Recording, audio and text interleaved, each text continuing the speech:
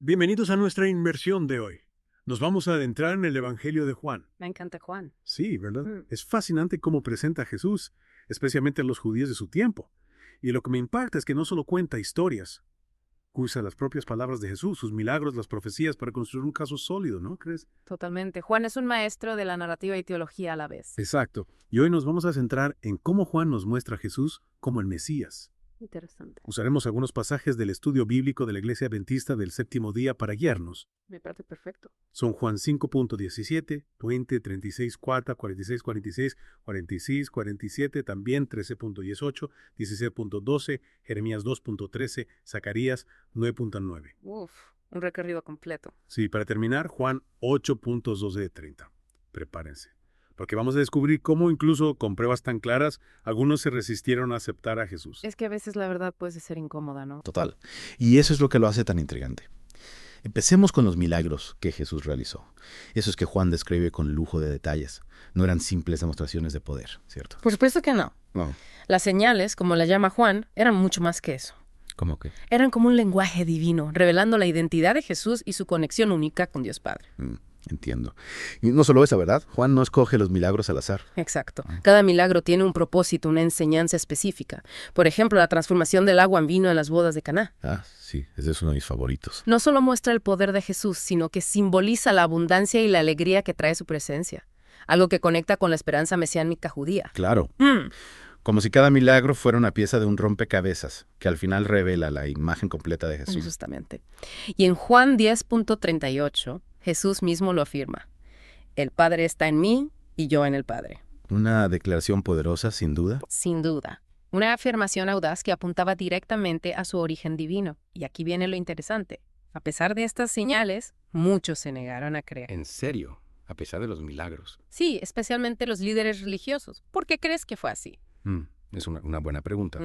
Tal vez se aferraron a sus propias interpretaciones, a sus tradiciones, y cerraron sus mentes a la posibilidad de que Jesús fuera el Mesías. Es fascinante cómo la mente humana puede resistirse a lo nuevo, ¿no? Incluso cuando la evidencia es abrumadora. Ellos tienen razón. Y es que a veces preferimos aferrarnos a lo conocido, aunque sea erróneo, que abrirnos a lo desconocido. Los fariseos, por ejemplo, se enorgullecían de su estricto apego a la ley religiosa. Sí, los conocemos bien. Pero esa misma rigidez les impidió reconocer la verdad en Jesús. Se sentían amenazados por alguien que no encajaba en sus esquemas. Claro, alguien que desafiaba su status quo. Exactamente. Y esto nos lleva a otro punto crucial, la importancia que Jesús le daba al Antiguo Testamento. Ah, sí. Él constantemente lo usaba como testimonio de su propia identidad. La Biblia era su fundamento. En Juan 5.39 dice, escudriñad las Escrituras, porque a vosotros os parece que en ellas tenéis la vida eterna, y ellas son las que dan testimonio de mí. Es que no solo citaba la Biblia, ¿verdad? La interpretaba con autoridad, revelando su significado más profundo. ¿Tienes algún ejemplo? Claro, como cuando conectó el relato de Moisés levantando la serpiente en el desierto con su propia crucifixión. Es cierto, esa conexión que encontramos en Juan 3.14. No era una simple referencia histórica, sino una interpretación profética que anunciaba su sacrificio redentor. Increíble cómo un evento del pasado podía tener tanta relevancia para el futuro. Y no solo Jesús confiaba en las Escrituras, sus discípulos también la compartían. Es verdad.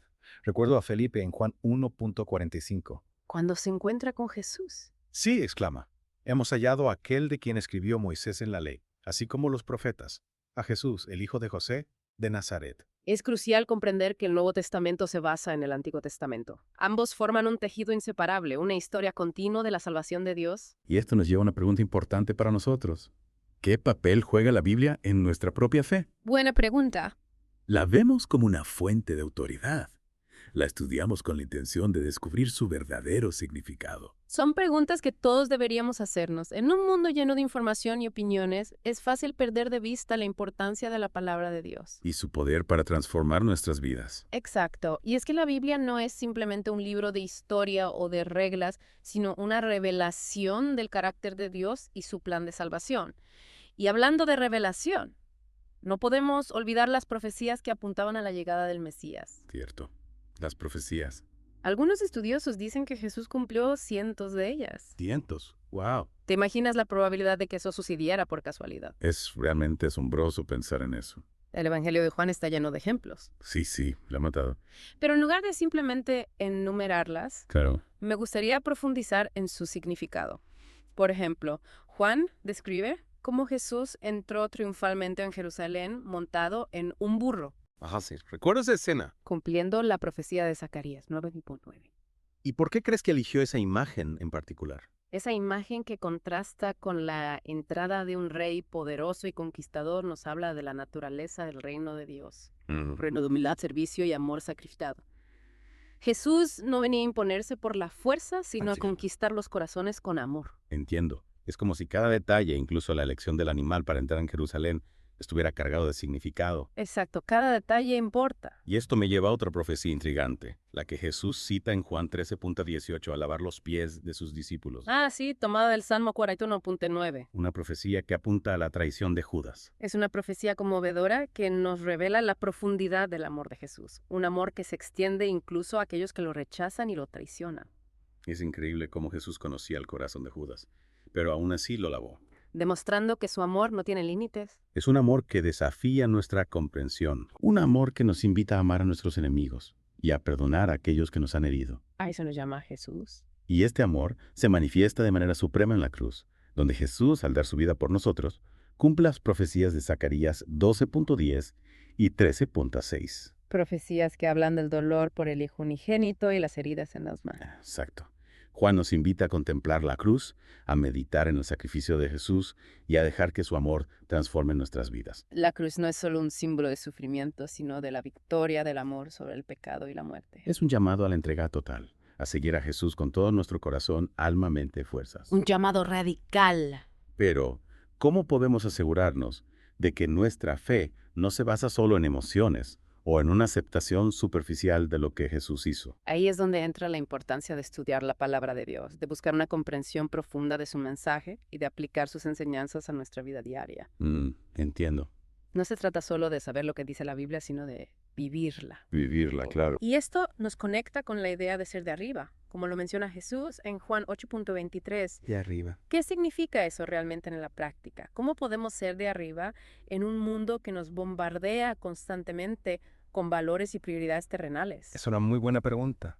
Ser de arriba significa tener nuestra fuente en Dios, tener nuestras raíces en lo espiritual, en lo eterno. Ya. Es vivir con una perspectiva que trasciende lo material ¿Y cómo se hace eso? y se enfoca en lo celestial. Ya. Es buscar la voluntad de Dios en todo lo que hacemos. Suena desafiante y permitir que su Espíritu Santo nos guíe. Es como si tuviéramos dos opciones: ¿Cuáles? construir nuestra casa sobre la arena movediza de este mundo o sobre la roca firme de la palabra de Dios. Me gusta esa analogía. Y la elección que hagamos determinará si nuestra vida tendrá un impacto duradero o se desvanecerá con el tiempo. Exactamente. Ser de arriba es elegir la roca firme, es fundamentar nuestra vida en los valores y principios eternos que Jesús nos enseñó. Es vivir con la convicción de que nuestro verdadero hogar está en el cielo y que nuestra ciudadanía está en los cielos. El Evangelio de Juan nos invita a hacer esa elección, a seguir a Jesús y a convertirnos en portadores de su luz en un mundo que necesita desesperadamente su amor y su verdad. Pero seguir a Jesús no es solo una cuestión de palabras, sino también de acciones. Totalmente de acuerdo. ¿Cómo podemos reflejar su amor y su servicio en nuestra vida diaria? Recordemos que Jesús no solo enseñó con palabras, sino también con acciones. Su vida fue un ejemplo tangible de amor, compasión y servicio a los demás. Un ejemplo a seguir. Y nos dejó un mandamiento claro: amaos los unos a los otros como yo os he amado. Es un mandamiento que a veces se nos olvida. Y ese amor se traduce en acciones concretas. En Juan 13:14-15 leemos: Pues si yo, el Señor y el Maestro, he lavado vuestros pies, vosotros también debéis lavaros los pies los unos a los otros. Sí, ese pasaje es muy poderoso. Porque ejemplo os he dado, para que como yo os he hecho, vosotros también hagáis. ¿Qué nos enseña este acto de humildad y servicio? Jesús estaba enseñando con su ejemplo que el verdadero liderazgo no se basa en el poder o el estatus, Interesante. sino en el amor y la disposición de servir a los demás. Servir a los demás, esa es la clave. Nos desafía a redefinir nuestras prioridades, a poner a los demás por encima de nosotros mismos Dejar el ego a un lado. y a buscar oportunidades para bendecir a quienes nos rodean. Es un mensaje tan relevante para nosotros hoy, ¿no crees? Totalmente. En un mundo donde el egoísmo y la búsqueda del poder son tan comunes, necesitamos recordar que la grandeza se encuentra en la humildad y el servicio desinteresado. Así es. El ejemplo de Jesús nos invita a preguntarnos: ¿cómo puedo servir a los demás? Buena pregunta. ¿Cómo puedo poner mis talentos y recursos al servicio de quienes me rodean? ¿Sí? ¿Cómo puedo ser un instrumento de amor y bendición en mi comunidad? Es como si Jesús estuviera diciendo, no se trata de cuánto puedes obtener, sino de cuánto puedes dar. Exactamente. Y este servicio no se limita a nuestras acciones. Sino que también se extiende a nuestras palabras y a la forma en que nos relacionamos con los demás. A nuestra actitud, a nuestro trato, Recordemos que Jesús siempre habló con verdad y amor, siempre. incluso cuando confrontaba el error. En Juan 8.10-11 leemos un ejemplo conmovedor de la gracia y la misericordia de Jesús. Con la mujer adúltera. Sí, al encontrarse con una mujer sorprendida en adulterio, Jesús no la condenó, Me encanta esa historia.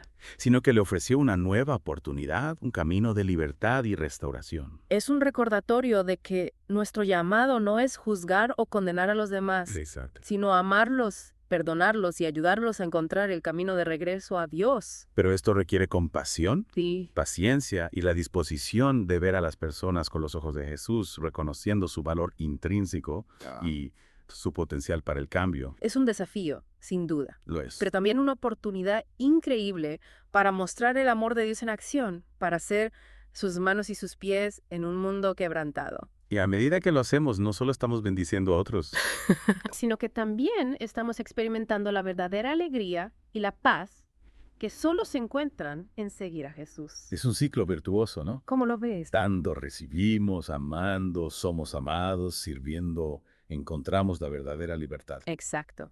Y el Evangelio de Juan nos invita a entrar en ese ciclo, a experimentar la plenitud de la vida que se encuentra en seguir a Jesús con todo nuestro corazón, alma, mente y fuerzas. Una plenitud que no se encuentra en las posesiones materiales o en el éxito mundano, Claro que no. sino en una relación íntima con Dios, una relación que nos transforma desde adentro y nos da un propósito eterno. En Juan 10.10 Jesús dice, yo he venido para que tengan vida y para que la tengan en abundancia.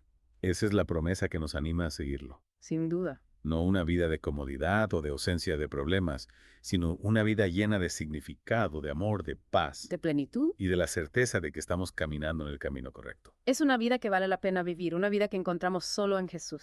Y esa vida comienza con una decisión. la decisión de creer en Él, de seguirlo y de hacer de su palabra la guía de nuestros pasos. Es una decisión que lo cambia todo. Totalmente. Una decisión que abre las puertas a una aventura increíble llena de esperanza, de amor y de la certeza de que no estamos solos en este viaje. Y esa aventura continúa mientras estudiamos la palabra de Dios Así es. y buscamos comprender su voluntad para nuestras vidas. Es un proceso que dura toda la vida. Un camino de aprendizaje. Un camino de crecimiento que nos lleva cada vez más cerca de la plenitud que Jesús nos prometió. Es un camino que a veces puede ser desafiante, Sin duda, pero también increíblemente gratificante. lo es. Un camino que nos lleva a descubrir quiénes somos realmente en Cristo. ¿Y cuál es nuestro propósito en este mundo? Y a medida que avanzamos en este camino, ¿Qué pasa? nos damos cuenta de que el Evangelio de Juan no es solo un libro antiguo, sino una fuente de vida y sabiduría que sigue siendo relevante para nosotros hoy. Su mensaje de amor, gracia y verdad tiene el poder de transformar nuestras vidas Ya. y de guiarnos hacia la plenitud que Dios desea para cada uno de nosotros. Es en el Evangelio de Juan donde encontramos esa guía, esa brújula que nos orienta hacia la verdad y nos ayuda a navegar por las complejidades de la vida. Exacto. Y hablando de navegar, no podemos olvidar la imagen del agua viva que Juan utiliza para ilustrar la obra de Jesús en nuestras vidas. En Juan 7.38 Jesús dice, el que cree en mí, como dice la escritura de su interior, correrán ríos de agua viva. ¿Qué crees que significa esta imagen tan poderosa? Es una metáfora que habla de la transformación que produce el Espíritu Santo en nosotros cuando nos entregamos a Jesús. El agua viva representa esa fuente inagotable de vida, de gracia, de amor que fluye desde nuestro interior y que tiene el poder de saciar la sed espiritual, no solo nuestra, sino también de quienes nos rodean. Es como si nuestra fe en Jesús nos convirtiera en un manantial que puede irrigar el desierto de la indiferencia y la apatía que a veces encontramos a nuestro alrededor. Precisamente. Y esta idea de ser un canal de bendición para otros está estrechamente relacionada con el llamado a ser de arriba. Es cierto, pero si ser de arriba significa tener nuestra fuente en Dios y vivir con una perspectiva eterna, ¿cómo podemos conciliar eso con la realidad de nuestra vida diaria, con nuestras responsabilidades, nuestros trabajos, nuestras relaciones? ¿Cómo podemos ser de arriba en un mundo tan de abajo? Es una pregunta fundamental, y la respuesta no está en aislarnos del mundo, sino en vivir en él con una mentalidad diferente, con una escala de valores que priorice lo eterno por encima de lo temporal. Se trata de buscar la voluntad de Dios en cada decisión que tomamos, en cada relación que cultivamos, en cada acción que realizamos. Es como si tuviéramos que aprender a vivir en dos dimensiones simultáneamente, la terrenal y la celestial, cumpliendo con nuestras responsabilidades en este mundo, pero sin perder de vista nuestra verdadera ciudadanía en el reino de Dios. Exacto. Y para eso necesitamos una conexión constante con la fuente de vida, con Jesús, a través de la oración, el estudio de la Biblia y la comunión con otros creyentes. Es en esa intimidad con Dios donde encontramos la fuerza, la sabiduría y la motivación para vivir de arriba, en un mundo de abajo. Y esa vida de arriba no es una vida pasiva o contemplativa, sino una vida activa transformadora que impacta positivamente en nuestro entorno. Una vida que refleja el amor y la gracia de Jesús en cada paso que damos. Así es. El Evangelio de Juan nos desafía a ser la sal de la tierra, la luz del mundo, a ser agentes de cambio y de reconciliación en un mundo quebrantado y necesitado de esperanza.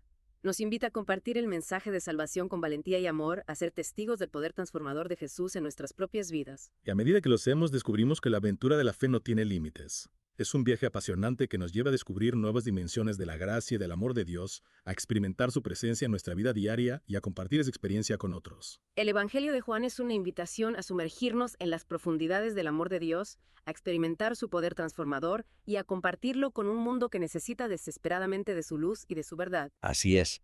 Y con esa invitación a vivir una vida plena de significado y propósito, cerramos nuestra inversión de hoy en el Evangelio de Juan. Esperamos que esta exploración te haya inspirado a profundizar en tu relación con Jesús y a descubrir las riquezas inagotables de su palabra. Hasta la próxima. Hasta la próxima, y que la gracia y la paz de Dios te acompañen siempre, siempre y